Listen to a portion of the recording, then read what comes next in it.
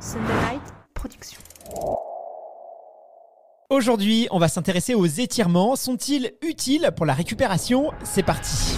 Que tu sois débutant ou expérimenté, la récupération est la base de ton entraînement. Avec Run to Progress, Hyundai te partage toutes les méthodes de récupération essentielles pour optimiser ta progression et booster ton plaisir. Soyez les bienvenus dans Run to Progress, le Focus Récup en partenariat avec Hyundai. J'ai la chance aujourd'hui d'être en compagnie de notre expert en course à pied, Stéphane Diagana. Bonjour Stéphane, comment vas-tu ? Salut Guillaume, ça va bien, merci. Stéphane, dans notre capsule du jour, on va s'intéresser à un sujet qui fait débat dans le monde de la course à pied, les étirements. Mais aujourd'hui, on va s'intéresser plus particulièrement aux étirements, non pas dans le cadre de l'échauffement, mais de la récupération. Et d'ailleurs, ça va être ma première question. Est-ce que les étirements sont utiles dans un processus de récupération ? Alors c'est vrai qu'il y a beaucoup de choses sur les étirements. Déjà, là, on est sur la récupération, mais il y a des débats aussi sur les étirements à l'échauffement. Quel type d'étirement et qu'est-ce que l'on recherche finalement grâce aux étirements ? Si on se concentre sur la récupération, je dirais que tout dépend aussi du type d'effort et des muscles en question. Parce que quand on court, on met toute une diversité de muscles en mouvement qui fonctionnent de manière très très différente. Certains qui vont travailler plutôt de manière isométrique, contraction sans raccourcissement. Certains de manière plutôt concentrique, avec une dominante concentrique, c'est-à-dire qu'on va avoir une contraction en raccourcissement. Et puis certains de manière excentrique, c'est-à-dire qu'on va avoir une contraction à l'étirement. Puis ensuite, je pense aux mollets en particulier, concentrique. Donc d'abord, quand on touche le sol, les mollets s'étirent, ils produisent une force pour résister à la gravité et à la charge, au poids. Puis après, ils vont se contracter au moment de la propulsion. Donc on a des muscles qui travaillent de façon très différente et on peut les traiter de manière différente. Les muscles paravertébraux qui vont stabiliser la colonne, amortir, travaillent aussi différemment, plutôt de manière isométrique. Donc il n'y a pas de réponse, je dirais, unique. Tout dépend du type de séance qu'on a fait et puis du type de muscle dont on parle. Et du coup, si on veut vraiment utiliser les étirements dans un processus de récupération, quels sont les muscles que tu nous conseilles d'étirer ? Ou au contraire, est-ce qu'il y a des muscles qu'il ne faut surtout pas étirer après l'effort ? Quels sont peut-être les pièges à éviter également ? Alors, il semblerait aujourd'hui qu'il y ait quand même un consensus sur le fait qu'après un marathon, ce ne soit pas une bonne idée d'étirer ses mollets.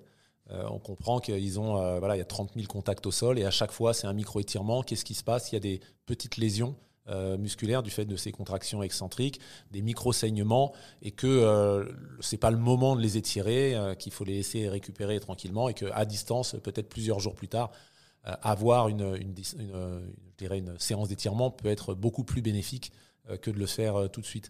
Maintenant, si on parle des muscles du dos, avec tous les chocs, surtout si on amortit peu à l'impact au sol par les mollets, mais qu'on court un petit peu plus, pas sur les talons, mais avec un peu plus de choc, là, il y a une onde de choc au niveau des muscles paravertébraux, des muscles lombaires.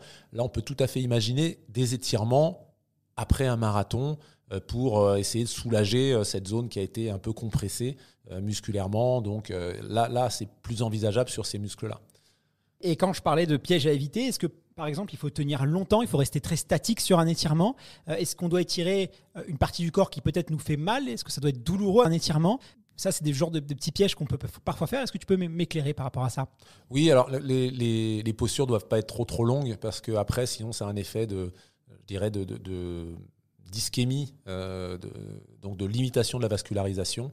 Donc, c'est pas très très bon de rester trop longtemps en posture. Maintenant, si on parle des muscles du dos, tous ces muscles paravertébraux, on peut maintenir un petit peu plus les postures. Il y a moins d'enjeux, mais sur des ischios, des postures trop longues, surtout après une course qui les a quand même sollicités. Là, je pense à des séances sur piste où on va mettre des pointes, où ça va être beaucoup plus dynamique.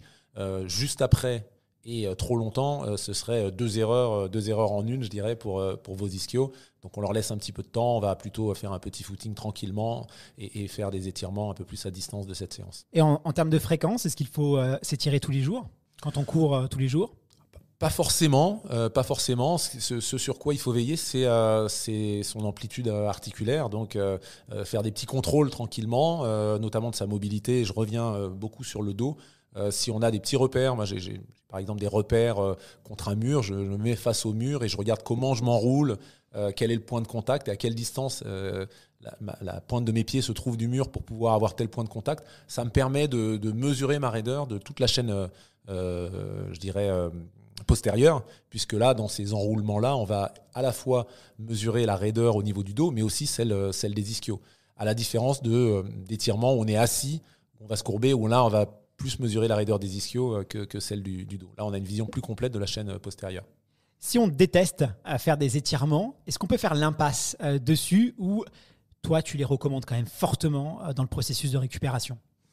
Si on est capable de garder, une fois de plus, toutes ces amplitudes articulaires, toute sa souplesse, toute sa mobilité sans faire d'étirement, on pourrait s'en passer théoriquement. Mais on sait très bien qu'avec des charges d'entraînement, quand même, il est important, avec l'assistance d'un kiné parfois. Il peut y avoir des étirements qui sont faits avec un kiné.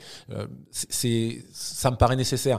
Même sans entraînement, je vais vous dire, et quand on est coureur, l'étirement des psoas iliaques, ils sont importants tout simplement parce que la position assise que l'on adopte beaucoup dans la journée raccourcit ce psoas iliaque qui vient s'insérer sur le fémur et sur sur la colonne vertébrale et qui vous permet de lever le genou en fait.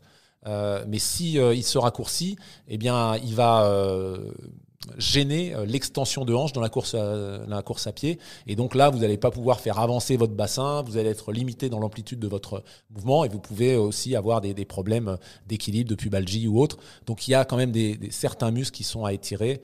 Je parlais j'ai l'occasion de parler aussi parfois du muscle pyramidal, qui est un muscle fessier. Là aussi, il y a des risques de petites douleurs sciatiques de type sciatalgie si on ne les étire pas. Donc faire l'impasse complètement, ça me paraît difficile, mais sans doute beaucoup moins d'étirements que l'on ne le disait avant sont nécessaires pour pouvoir pratiquer dans de bonnes conditions la course à pied. Merci infiniment Stéphane pour tous tes précieux conseils. Eh bien, c'était le tout dernier épisode de Run to Progress.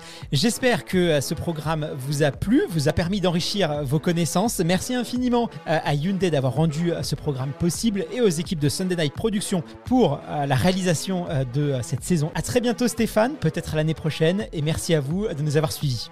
Merci, à bientôt.